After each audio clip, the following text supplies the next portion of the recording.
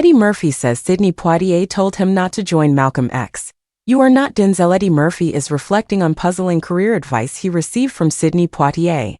The Beverly Hills Cop star recalled an interaction that he had with the legendary in the heat of the night actor in the new documentary #1 on the call sheet, Black Leading Men in Hollywood. They were talking about doing Malcolm X, the Coming to America star explained.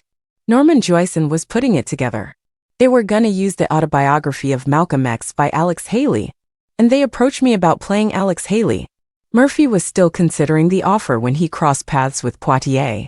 Around that same time, I bumped into Sidney Poitier at something and I asked him, "Yeah, I'm thinking about playing Alex Haley," he remembered. And Sidney Poitier said, "You are not Denzel and you are not Morgan. You are a breath of fresh air and don't F with that."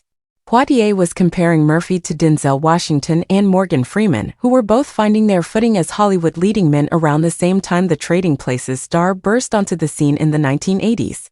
"I didn't know if it was an insult or a compliment," Murphy said of Poitier's comment. "I was like, what?" Joyson ultimately cast Washington, with whom he'd worked on 1984's A Soldier's Story, as the legendary civil rights activist in Malcolm X before Spike Lee took over the project's directorial reins.